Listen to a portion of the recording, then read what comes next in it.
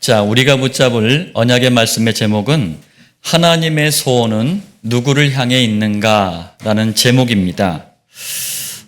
여러분은 자녀 이름을 누가 지어주었죠?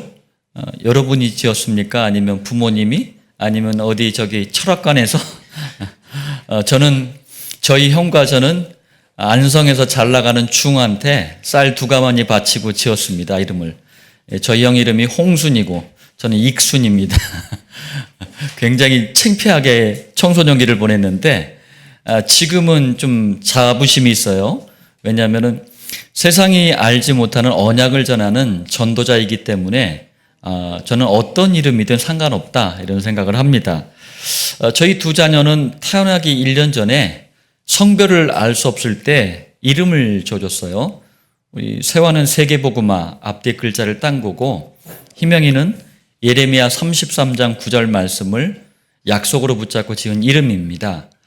저희 가정이 붙잡은 언약이 자녀 이름에 담겨 있는 거예요.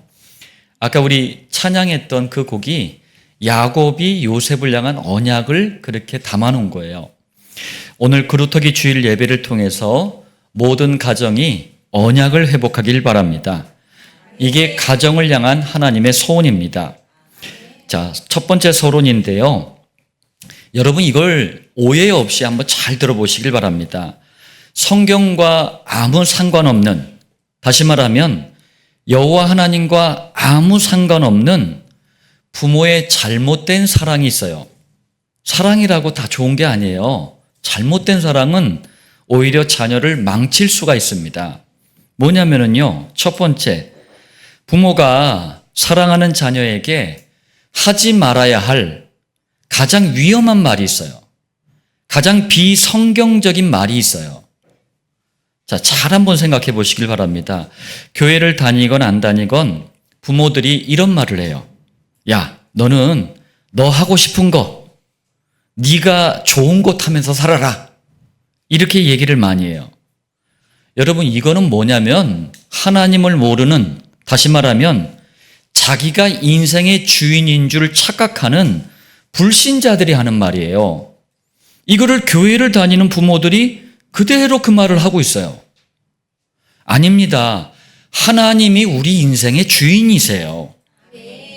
우리 자녀에게는 하나님이 주신 복음과 비전이 반드시 있습니다. 복음 안에서 비전을 발견하도록 부모가 함께 찾아줘야 돼요. 그리고 자녀가 잘하는 게 있잖아요. 또 익숙한 거요, 그런 게 있어요. 재밌어 하는 게 있고, 이런 것과 비전은 다를 수가 있어요. 다시 말하면 취미나 특기랑 비전이 똑같은 게 아니라는 얘기예요. 비전을 어른이 되어서도 찾을 수도 있지만, 저는 이제 29살에 찾았거든요. 가급적 자녀가 커버리기 전에, 늦기 전에 찾아주는 게 가장 좋습니다. 그래야지만 인생에 여유가 생겨요. 그럼 이 비전을 어디에서 찾아야 되죠? 그게 바로 강단 말씀이에요. 여러분, 엉뚱한 다른 데서 찾잖아요. 그럼 평생 만족이 없어요. 인생이 행복도 없고 감사도 없는 인생이 됩니다. 반드시 강단 말씀을 통해서 비전을 찾아야 돼요. 현장에서 수많은 교인들을 제가 만납니다.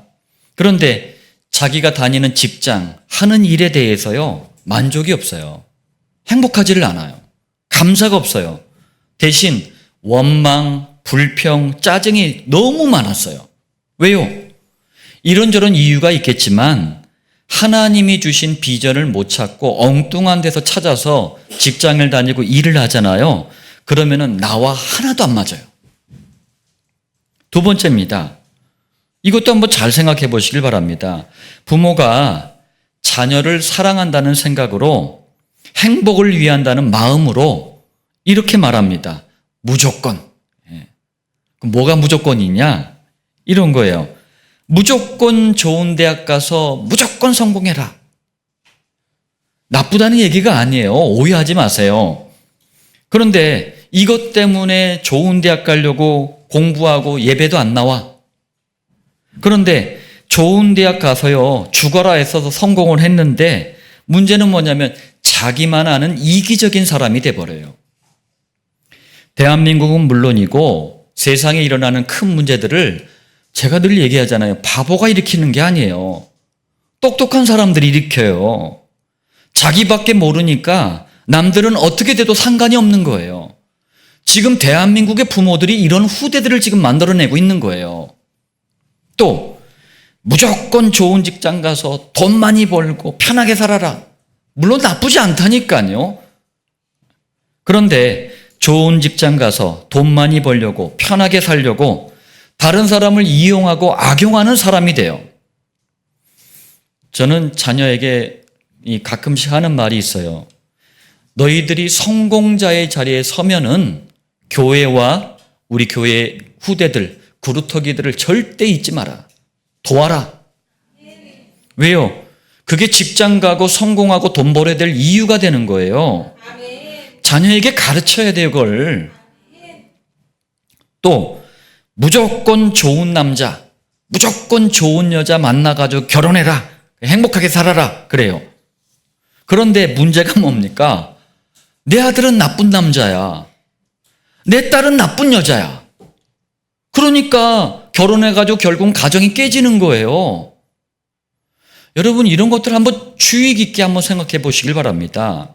정리하면 우리 부모가, 우리 후대가 부모로부터 이렇게 잘못된 사랑을 받고 자라면 결국에는요, 개인의 문제, 가정의 문제, 사회 문제, 국가 문제를 일으키는 거예요.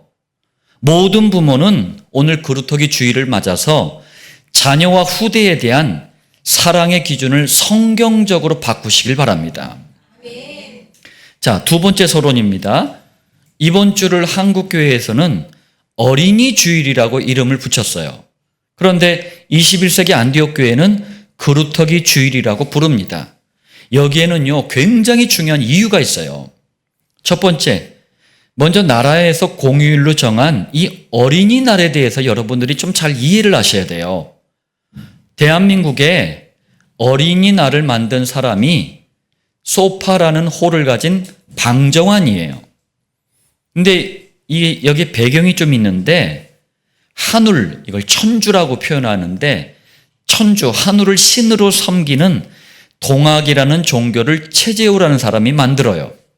그런데 동학의 3대 교주가 손병입니다. 이 사람이 천도교라고 이름을 바꿔요. 동학이 이제 천도교로 이름을 바꾼 거예요. 이 천도교 신도가 바로 방정환이에요.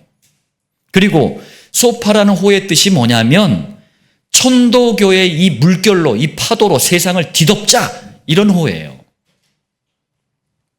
한마디로 천도교 포교 전략으로 어린이날을 만든 거예요. 이런 배경을 가진 어린이날을 교회들이 굳이 환영해야 될 이유가 있습니까? 아니잖아요. 두 번째, 그래서 우리가 성경으로 돌아가야 되는 거예요. 성경에서는 어린이, 곧 우리 자녀를 향해 그루터기, 영어로 렘넌트라고 합니다. 이 단어를 사용하고 있어요. 국어 사전을 보면 나무를 이게 딱 베어나고 나면 밑둥치만 남게 되잖아요. 그걸 그루터기라 그래요. 이 그루터기를 딱 보면은 죽은 나무 같아요. 이게 완전히 몸통이 다 베나갔으니까 죽은 나무 같잖아요. 아무 생명이 없는 것 같아요. 그런데 시간이 흐르면서 갑자기 싹이 나와요. 죽은 것 같았는데, 그리고 이게 이 싹이 자라서 다시 큰 아름드리 나무가 됩니다. 그러니까 국어사전 의미를 봐도 굉장한 의미가 있는 거예요. 성경에서는 시대마다 복음, 그리스도를 깨닫고 누리고 전파하는 모든 성도, 모든 전도자를 그루터기라고 표현했어요. 여호와 하나님께 귀하게 쓰임받는 믿음의 선배들 있잖아요. 요셉, 모세, 여호수아, 사무엘, 다윗, 이사야, 엘리야, 엘리사, 바울, 디모데, 존 칼빈, 찌빙글리, 존 낙스, 드와이트 라이먼 무디, 뭐 등등등. 그리고 복음을 사랑하고 복음을 전하길 원하는 여러분도 전부 그루터기인 거예요. 성경과 교회 역사를 보면 그 시대가 아무리 어려움을 당해도 그루터기가 있으면 그 시대는 살아났어요. 그러나 아무리 훌륭하고 위대한 인물이 많아도 그루터기가 없으면 그 시대는 망했습니다. 그리고 특별히 우리의 복음 가진 자녀들, 후대라는 게 뒤에 올 세대 아닙니까? 후대를 그루터기라고 합니다. 그래서 이런 배경 속에서 21세기 안디옥 교회는 어린이 주일 대신 그루터기 주일이라고 이름을 바꾼 거예요.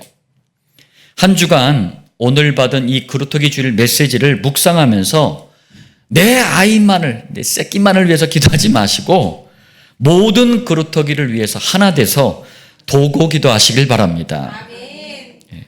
자, 오늘 제목이 하나님의 소원은 누구를 향해 있는가? 이 제목인데 세 가지로 은혜를 나누겠습니다. 본론 첫 번째입니다. 여호와 하나님은 믿음의 선배 요셉을 불렀어요.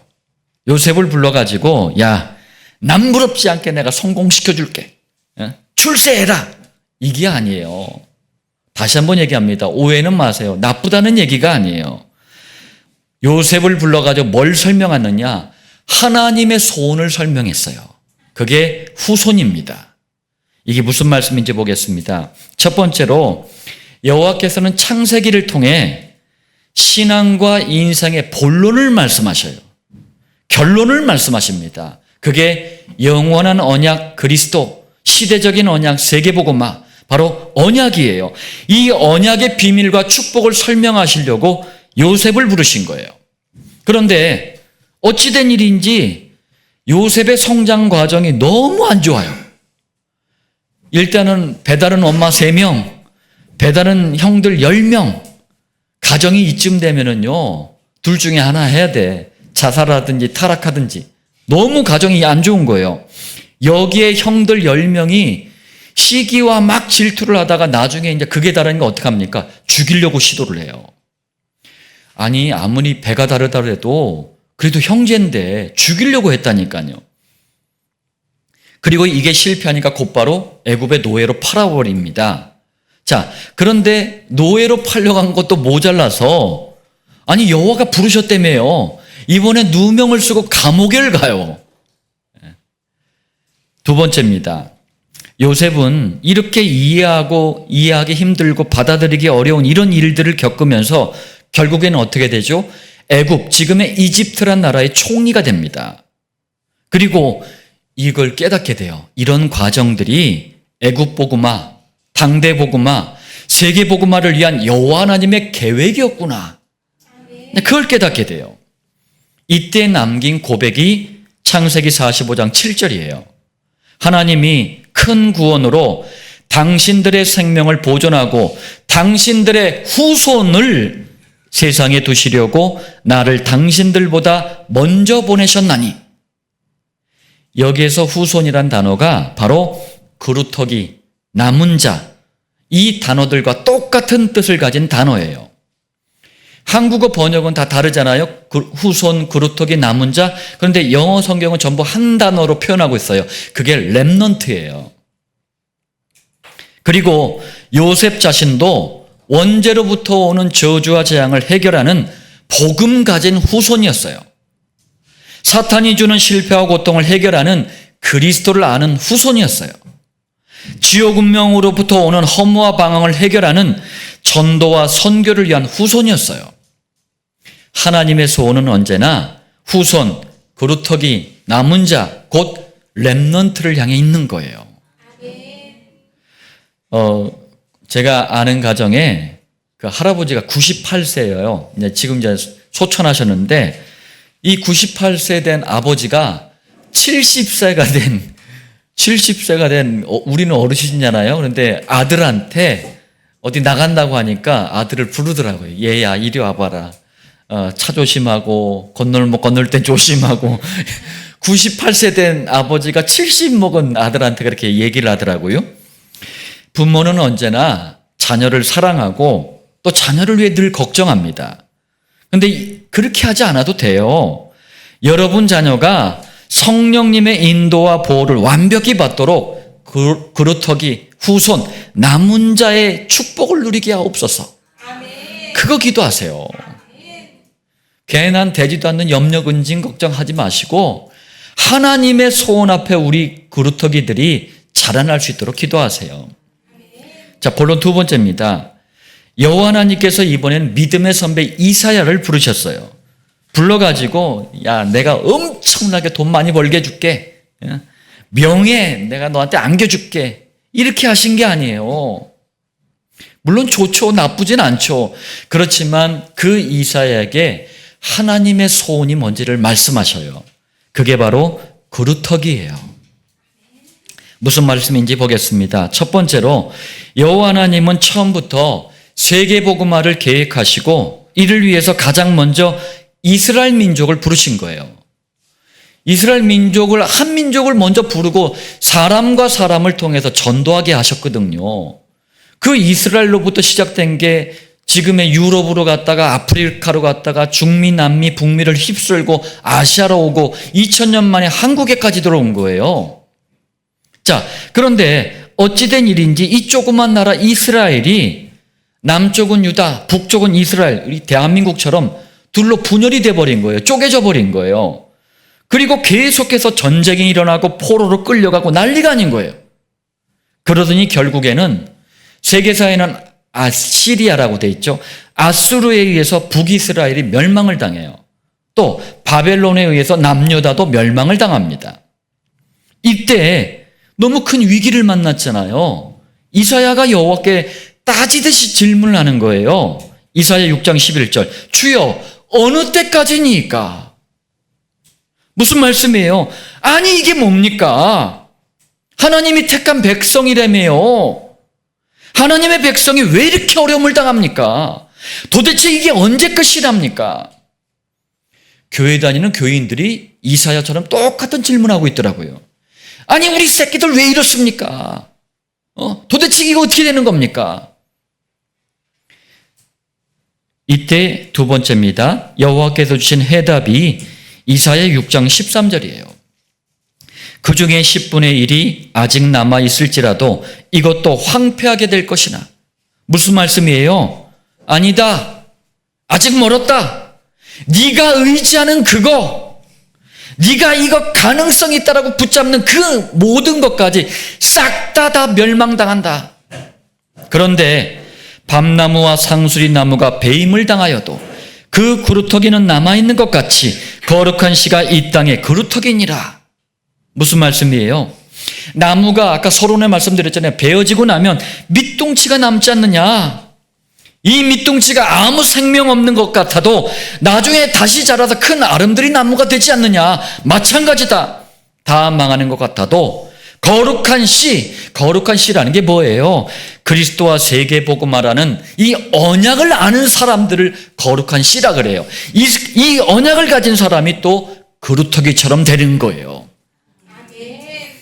그리고 이 그루터기를 통해 시대와 현장은 다시 회복이 됩니다. 그러니 빨리 그루터기부터 찾고 세우라는 거예요. 여러분, 저도 29살 전까지는 불신자였어요. 교회를 향해서 되게 욕을 많이 했어요. 또 사회주의 공산주의에 빠져가지고 저한테 아무 상관없는 하나님을 엄청 많이 욕을 했거든요. 근데 제가 예수님을 믿고 나서 딱 보니까 우리 100년 전 조선시대 말기만 해도요, 얼마나 타락했는지 몰라요. 조선 왕서부터 그 왕족들이 너무 타락을 했어요. 국민의 거의 백성의 절반이 거의 노비였어요. 이런 나라에 기독교가 들어온 거예요.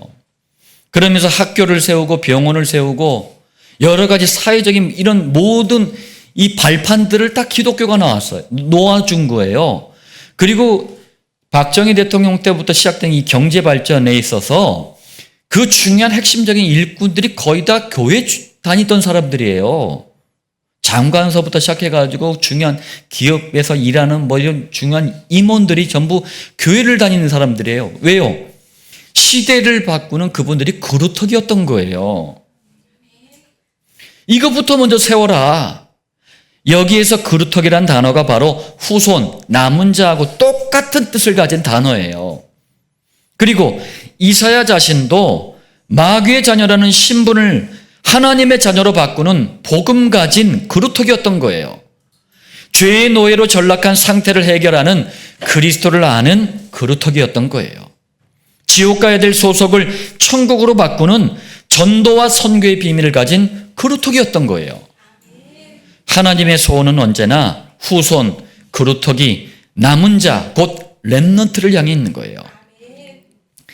저와 친형은 어려서부터 잔병을 참 많이 앓았어요. 병원도 약국도 거의 없던 시절에 약이라고는 된장이 그리고 가스명수, 그게 약이었던 시절이었어요. 근데 위급한 순간이 터지면 정말 고생을 많이 해야 되는 거예요. 한 번은 밤에 다 자고 있는데 저희 형이 갑자기 꼴딱꼴딱 숨이 넘어가는 거예요. 그러니까 저희 아버지가 놀래가지고 그냥 막 뛰어나가가지고 집집마다 그 밤에 문을 두들겨가지고 약 좀 달라고 해가지고 가져오신 거예요. 가스병수 가져오신 거예요. 그 딱 보니까 당신이 팬티 한 장 걸치고 그렇게 돌아다녔더래요. 이게 부모님의 사랑이에요.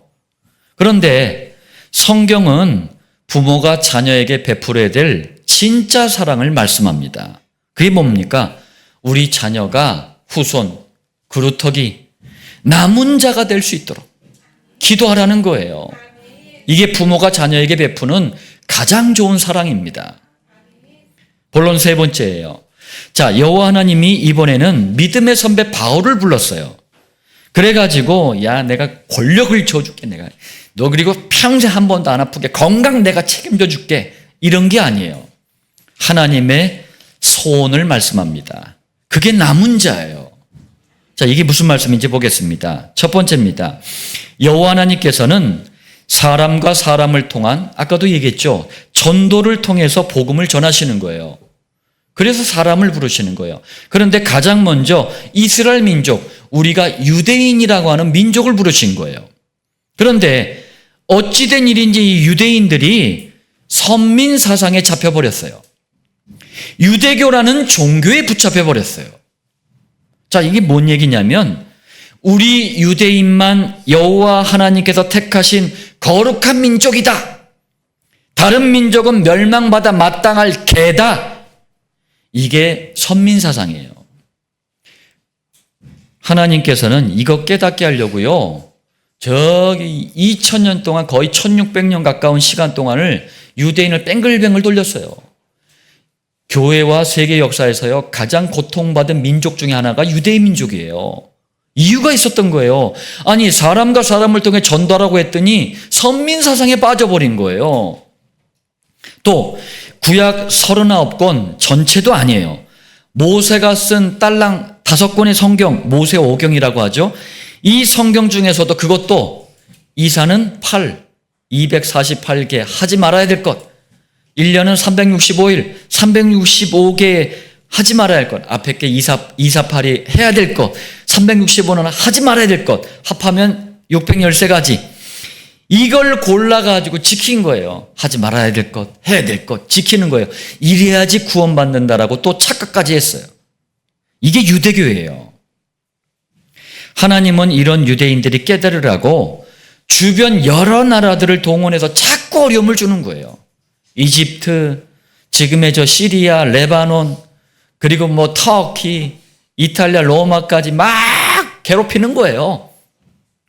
그래도 못 깨닫네. 오히려 우리는 거룩한 혈통이기 때문에 무조건 구원받는다. 이런 착각에 아직까지도 잡혀 있어요. 두 번째입니다. 이때 바울이 로마서 9장 27절을 통해 이렇게 말합니다. 이스라엘 자손들의 수가 비록 바다의 모래 같을지라도 남은 자만 구원을 받으리니. 무슨 말씀이에요?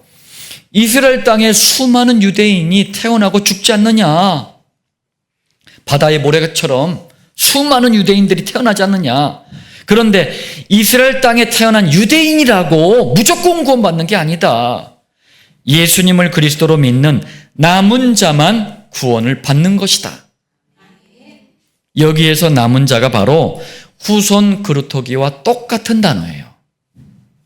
그리고 바울 자신도 인생의 모든 문제를 해결하는 복음을 가진 남은 자였던 거예요. 하나님을 누리는 기도의 비밀을 가진 남은 자였어요. 모든 축복의 통로인 전도를 하는 남은 자였던 거예요. 다시 한번 말씀드립니다. 하나님의 소원은 언제나 후손, 그루터기, 남은 자, 곧 렘넌트를 향해 있는 거예요. 자, 결론 말씀드리겠습니다. 예수님을 그리스도로 믿고 고백하고 증거하는 21세기 안디옥 교회와 7천 목장의 모든 성도는 요셉 같은 후손이고 이사야 같은 그루터기예요.